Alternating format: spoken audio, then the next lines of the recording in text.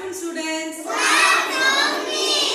இப்போ நம்ம தமிழ் பாடத்துல தமிழோடு விளையாடு அப்படிங்கிற ஒரு செயல்பாடு ஒன்னு செய்யலாமா?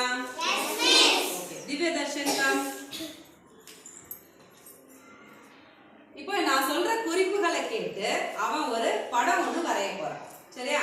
அந்த படத்தை நீங்க கவனித்து பார்த்து அவன் என்ன படம் வரையறாங்கறத லாஸ்ட்ல சொல்லுங்க. ஒரு வட்டம் வரை.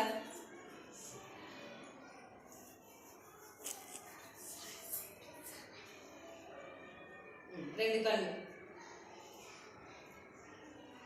கீழே ஒரு கோடு. வட்டத்தை சுத்தி இதழ்கள்.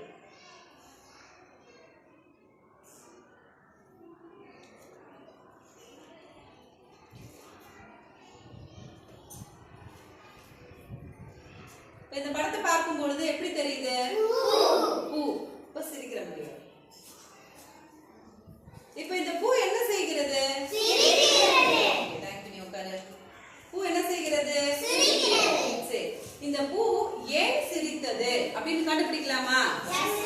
இங்க நான் சில தொடர்களும் அதற்கான விடைகளும் எழுதிருக்கேன். நீங்க இந்த விடைகளை இந்த தொடர்கள் கூட பொருத்தும் பொழுது இந்த பூ ஏன் சிரித்தது அப்படின்னு உங்களுக்கு தெரியும். சரியா? ஒருத்தரா வந்து ஆன்சர் சொல்றீங்களா? கம் ஹபி. பூ விளையாடுனா சிரித்தது. நெக்ஸ்ட். நண்பர்கள் யாரும் அருகில் இல்லை. குட். நெக்ஸ்ட்.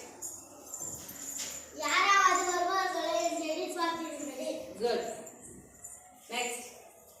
நீண்ட நேரம் காத்திருந்தது. நெக்ஸ்ட்.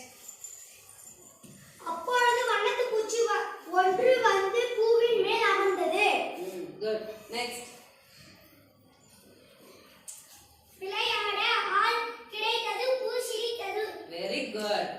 இப்போ அந்த பூ ஏன் சிரித்ததுன்னு தெரிஞ்சதா? ஏன் பூ சிரித்தது?